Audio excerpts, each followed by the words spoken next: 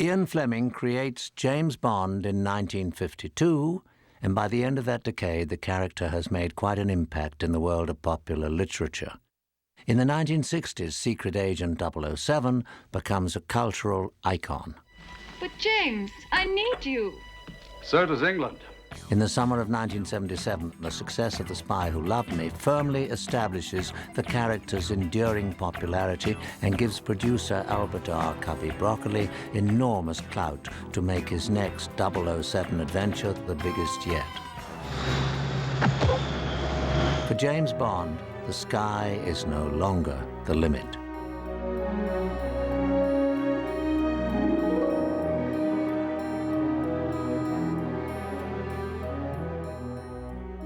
After last picture, Spy Who Loved Me, I mean, which we've done twice as much business on that film as we've done on any other Bond film, including your Sean Connerys, we found that the public is more interested than ever.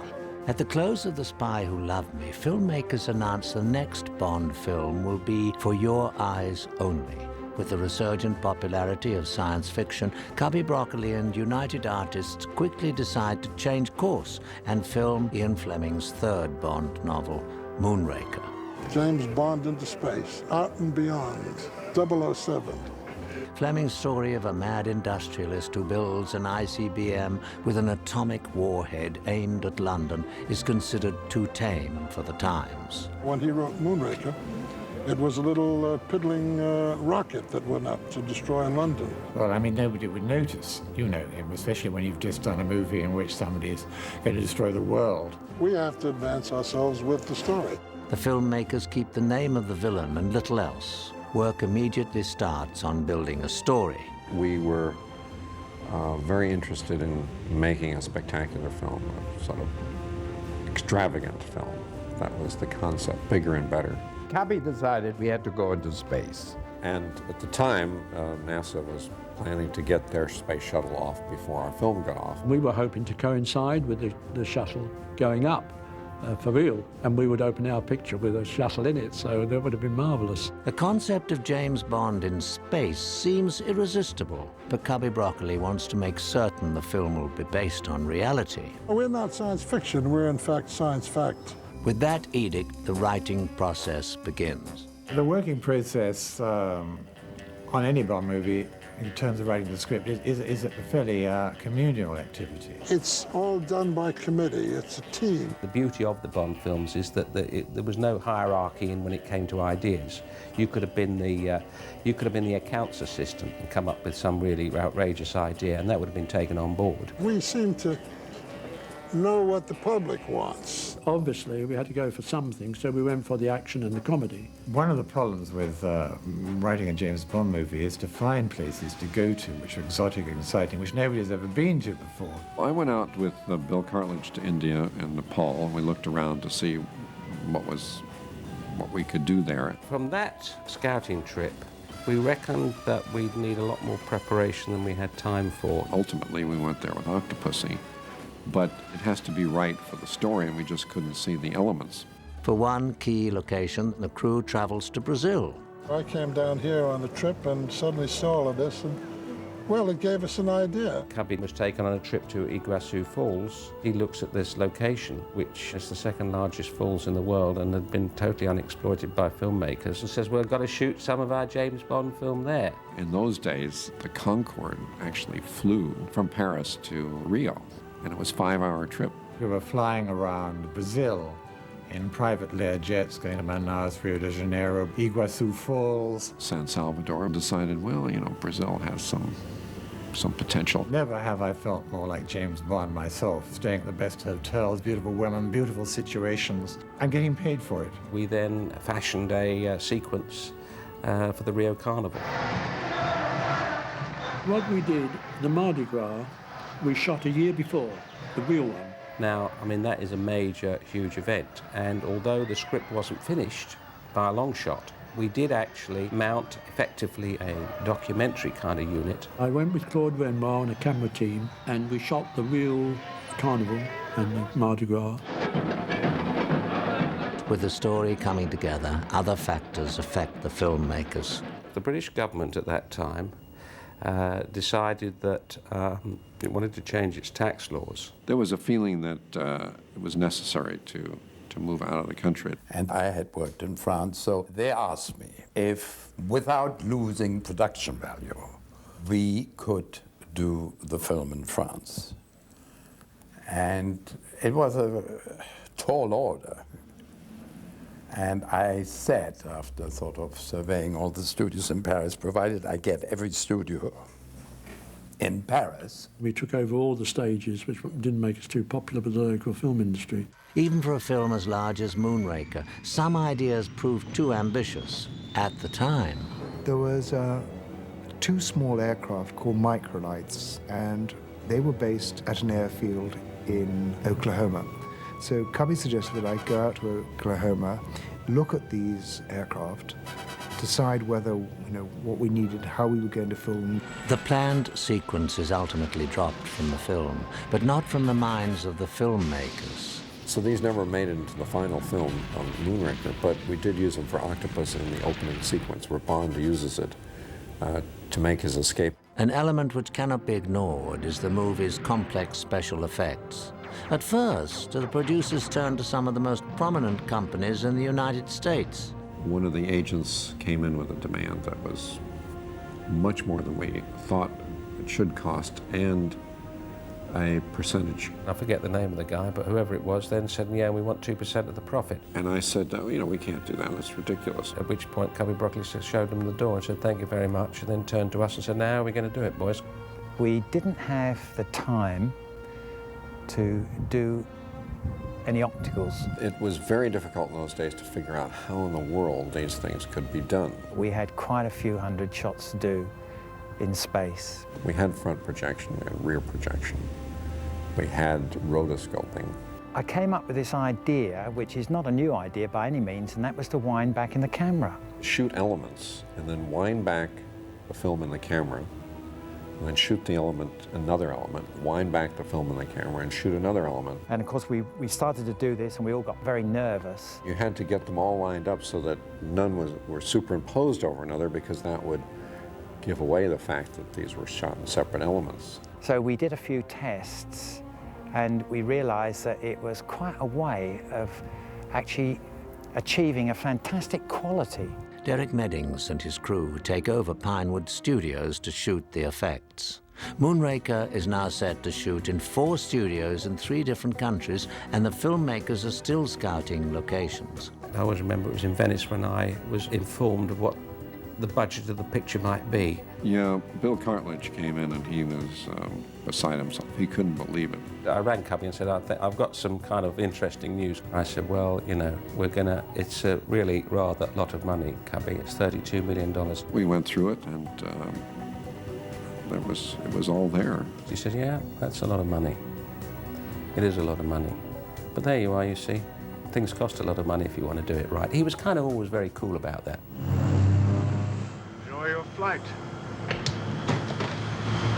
One element which must be done right is the film's pre-credit sequence, climaxing with the most ambitious fight scene ever filmed. I had an idea that I'd written up and put in a drawer. Michael Wilson came to us and said, look, I've got this crazy idea about having Bond being thrown out of the airplane without a parachute, and do you think you guys can do it? There were several problems with this. One is that could parachutes be made small enough to fit underneath clothing so it wasn't obvious? The other problem was shooting in Panavision, wide scope. All the lenses were very, very heavy and very big. The fact of the matter is that you have a camera on top of somebody's head. That was going to become a major stumbling block. Everything's fine, funnily enough, when you're in free fall, but what really becomes dangerous is when you decide to pull the parachute cord.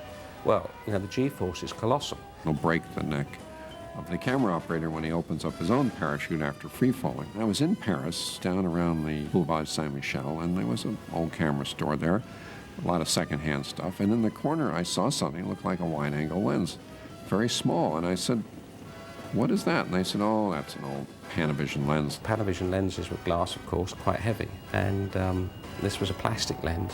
I said, well, Panavision rents everything. There's no... Well, that was an experimental model that somebody made, and they never used it. We actually built a special camera. They made a titanium body, very lightweight. And so a great deal of research had gone into designing and building a helmet camera that could carry 100 feet of film and possibly an anamorphic lens. Cubby wasn't very sure it really could happen, but he told Michael, okay, go out there, you can try it, but do it way before we start principal photography, so if they don't do it right, we can do something else. John Glenn and I went out to California.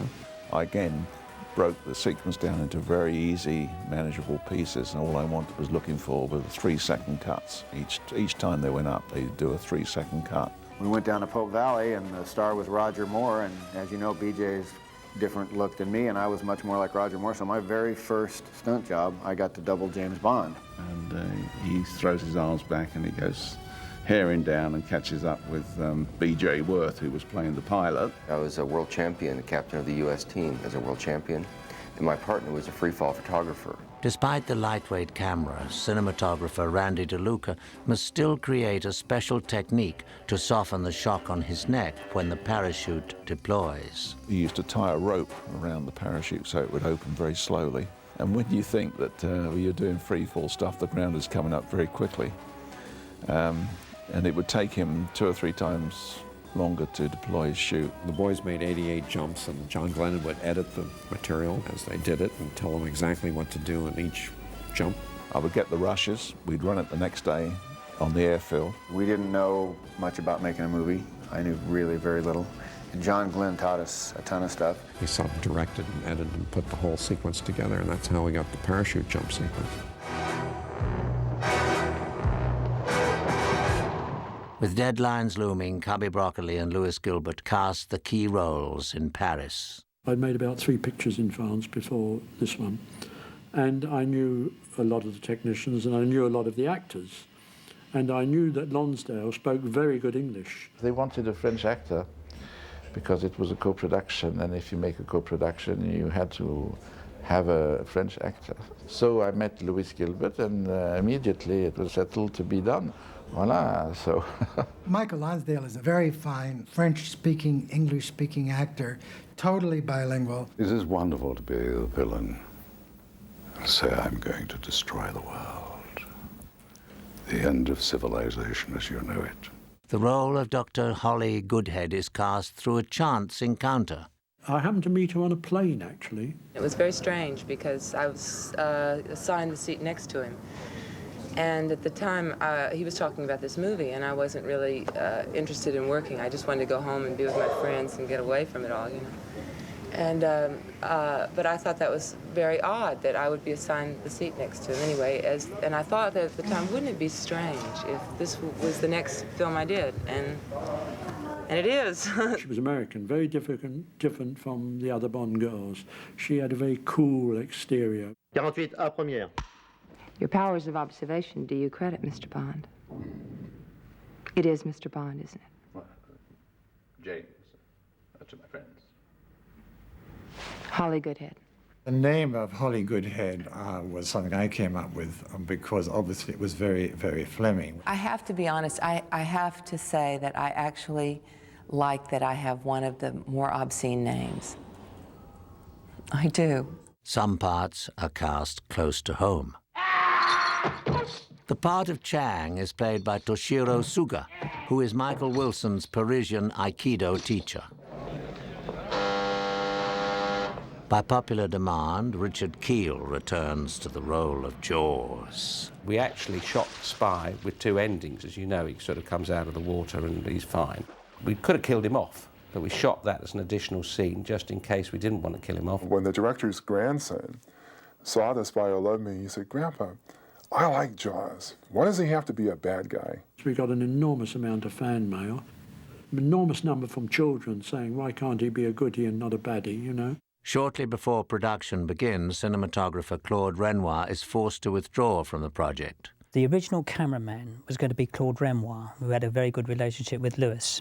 He was a wonderful cameraman, a wonderful artist. The one thing a director of photography can't afford to happen is to lose his eyesight. And that's what happened to Claude. Now, as it happened, I had worked with a French cameraman before as a focus puller in England called Jean Tournier on a film called Allez France. And Jean and I had a good relationship. Very well experienced cameraman. did a wonderful job on the film. Production formally begins on August the 11th, 1978 at Epinay Studios. The first day's shooting takes place on one of Ken Adams' ambitious creations, the Great Chamber. The set is almost not ready in time for the cameras. The Great Chamber I had problems with because I wanted it to look artificial. So I wanted all the rocks to look like real rocks, but not be real rocks, be like glass. We worked day and night on this thing. Immediately, the English members of the crew must adjust to the French style of working. You actually start at 11 o'clock in the morning and shoot through without a break till 7 o'clock in the evening.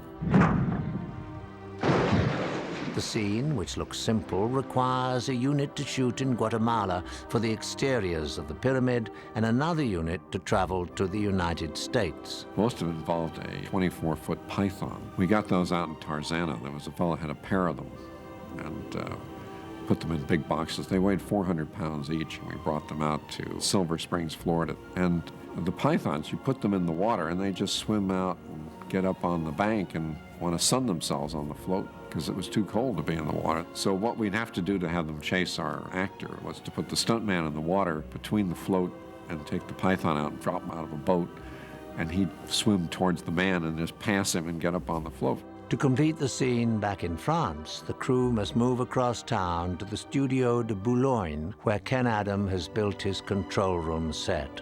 Which I call the Mondrian set because somehow when it was all up, and with the various projections and colors and black lines, it reminded me of Mondrian painting. By the third week of filming, the crew was working in their third studio, Billancourt. Come on, Mr. Bond. A 70-year-old can take 3 Gs. By this time, it wasn't just the actors who were getting dizzy. From Louis Gilbert's point of view, it was a nightmare to have to keep all that in his mind all the time. Initially, the workload causes friction between Ken Adam and his French crew. Max Douay was head of the French Union. And he said, Ken, if you think that we are going to work weekends like you normally do, and the amount of overtime, in France you've got another thought coming. The French do work in a different way. And I said, well, Max, I can't force you to work overtime, but I've never known a Bond not to involve overtime. So he said, well, I'm afraid, I feel very sorry about it, but I will not be able to talk my members into this. Ultimately, it is the artistry of Ken Adams' designs which convinced the French crew to work to complete the sets on time. Not only did they work Saturday and Sundays, but they brought in their whole families on Sundays as well, because they were excited with what they were doing. To achieve the effect of G-forces, the filmmakers resort to a simple technique. Roger Moore would hold the airline just off of camera so you couldn't see it, and it would blow all these facial tissues to give the feeling of centrifugal force. The Drax residence. The crew films parts of Drax estates at the Chateau de Vieux de Vicomte. The only problem is that the chateau is meant to be located in Southern California. Again, a unit travels to the United States. We used the Mojave Desert as a location, and I shot a number of plates there.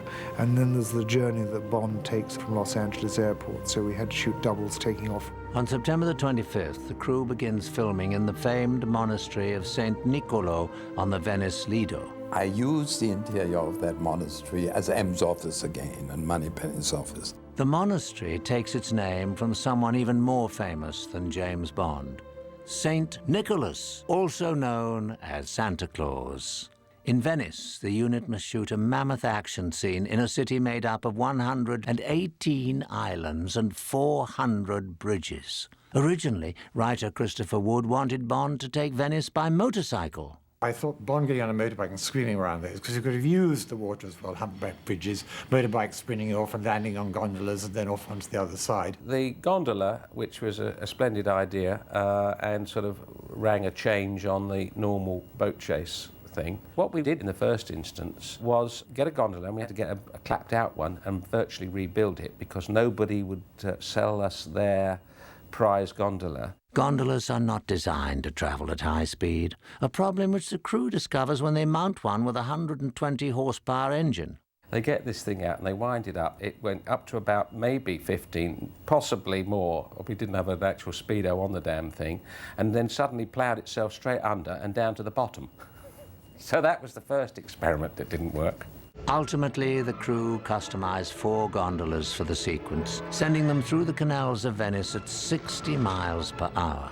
To cap the sequence, the gondola becomes a hovercraft.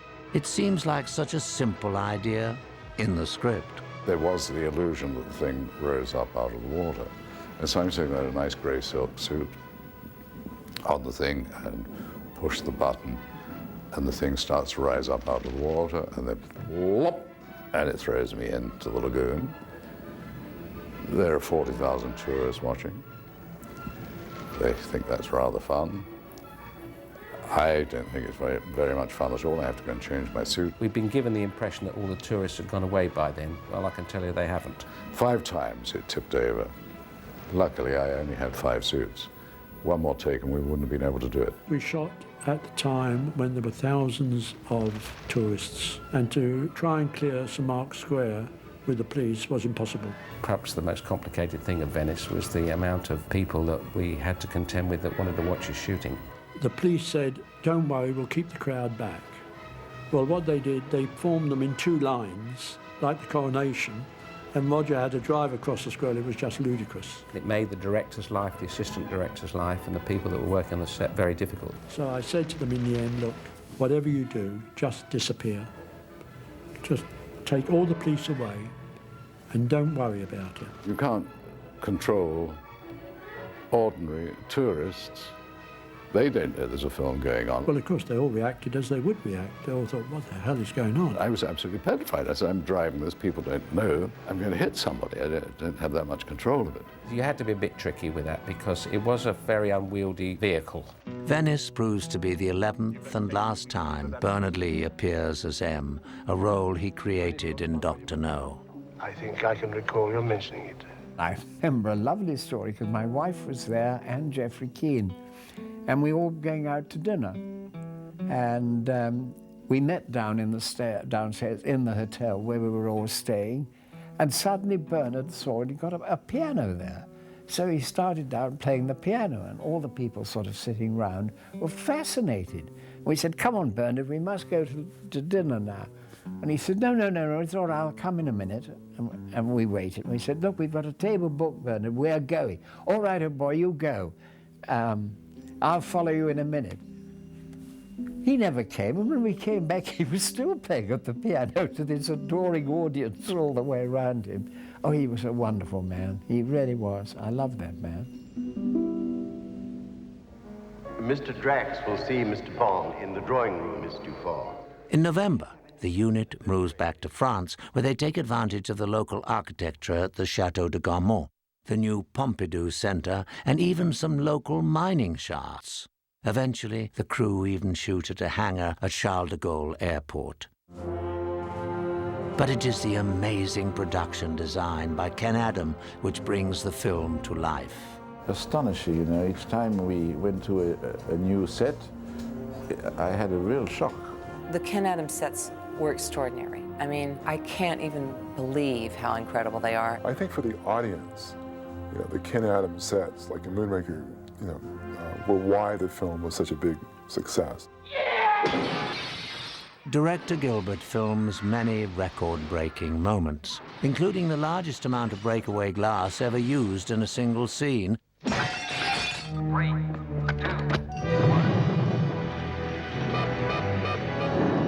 And the largest simulated weightless scene ever filmed, which is shot on the largest indoor set ever built in France. The weightless scene was a big operation. The space stuff was done for real in the sense that we had to construct those sets to make them work.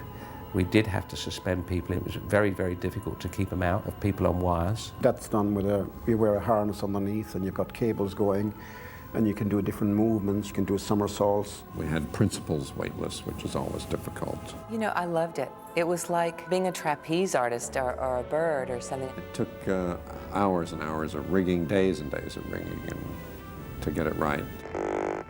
Some weightless scenes harbour other challenges. My God, what's Bond doing? I think he's attempting re-entry, sir. We got smashed into each other a few times and pulled apart a few times. It was really funny. Somebody watching it would probably be hysterical, but it felt really uncomfortable. Take a giant step for mankind.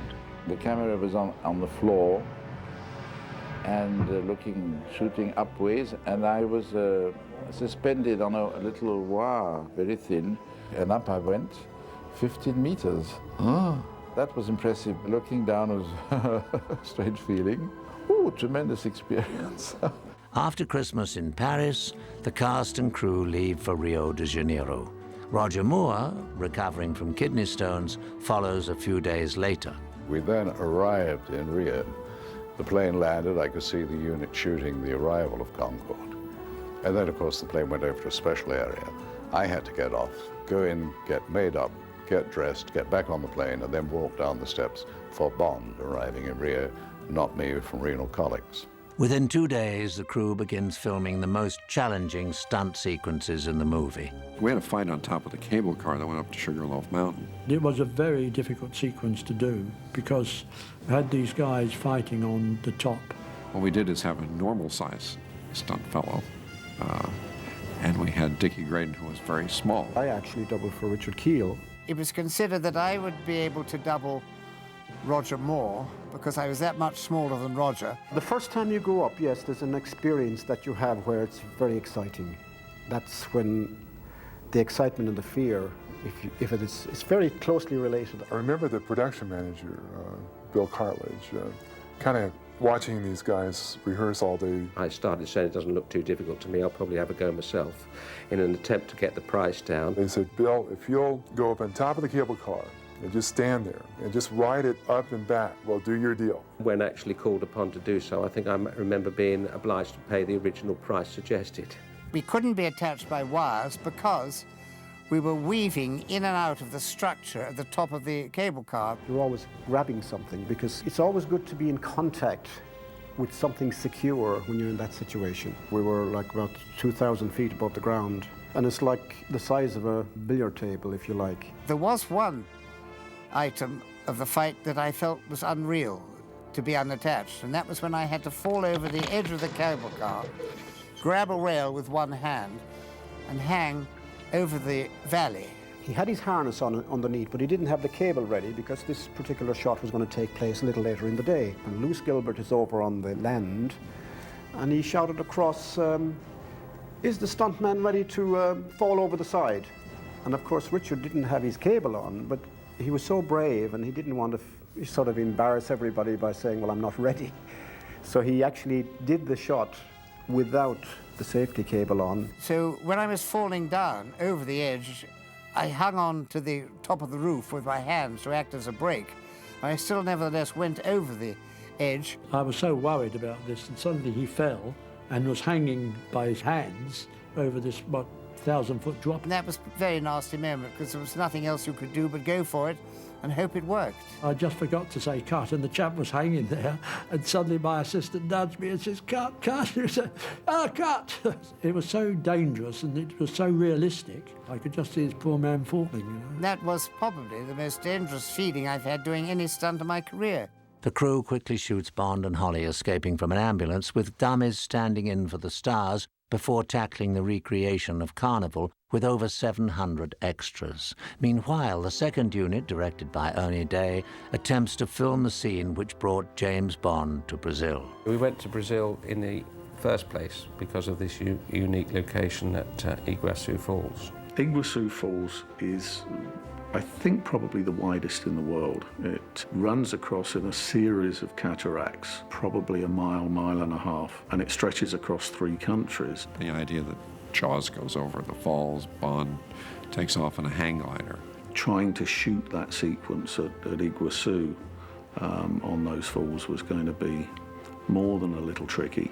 Every aspect of the scene proves difficult. The first task is to film a hang glider above the falls. I actually had to organise overflying permission from 3 different countries that weren't talking to each other. Glider pilot John Long has many concerns about the location. You know, hang gliding in the South Downs in England is a completely different deal to trying to do it in the tropics over the top of a waterfall with the updrafts and downdrafts and the water spray and everything else. We didn't have enough fuel in this thing for him to do anything more than land, hopefully, somewhere in the vicinity. After several sort of aborted attempts at flying round, he eventually gave it a shot at just flying over.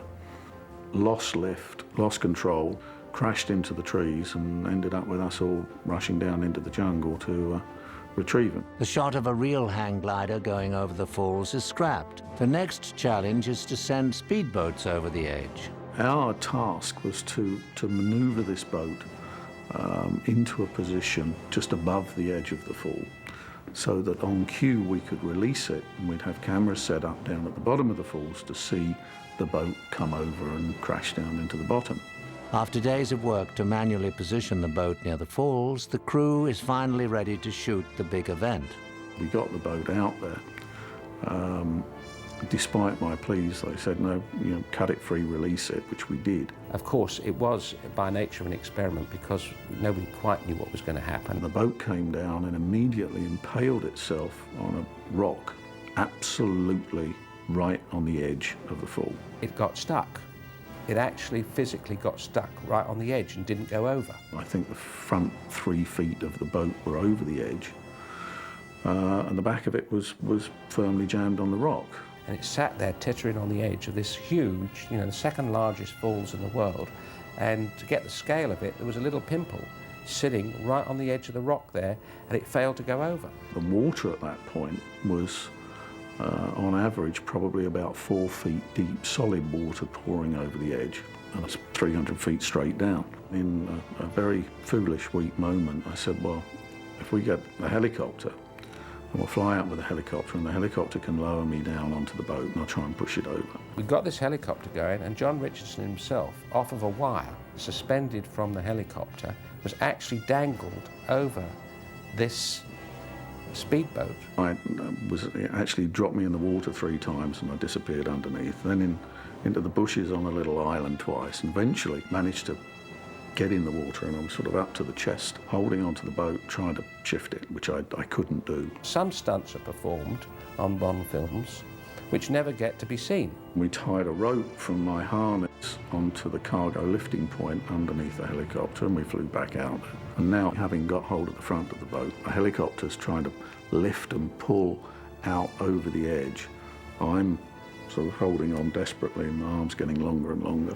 And the noise from the falls is tremendous. You can't hear yourself speak when you're very close to it. Suddenly, over the top of it, I could hear this ping, ping, ping, ping, ping, ping, ping noise, and I'm sort of trying desperately to figure what on earth it is, until I suddenly realised it was the stitching on my harness breaking, 1 ping at a time. So with that, I let go. Now that in itself was probably a bigger and better stunt than you're ever likely to see in the movie. But that was just to get to the stunt. As luck would have it, it poured with rain about 100 miles upriver overnight. When we came out in the morning, the boat had gone, so I was extremely relieved. The sequence is ultimately completed at Pinewood Studios using miniatures. The boat chase itself must be filmed in Florida. In the end, including background plates and special effects shots, the falls appear on screen for less than 1 minute. James Bond proves unable to conquer Mother Nature. Moonraker launch program, now commencing. The question remains, will the filmmakers be able to have 007 conquer outer space? The responsibility rests with one man, Derek Meddings. Derek Meddings was, he personifies the word unique, because there was nobody like Derek Meddings. I think he was probably the greatest moral director. I think that's the term he would like to be remembered as, that we've had in this industry. Yet Meddings and his crew choose the most risky technique to achieve the effects in Moonraker. One mistake, and each multiple exposure shot must be recreated from scratch.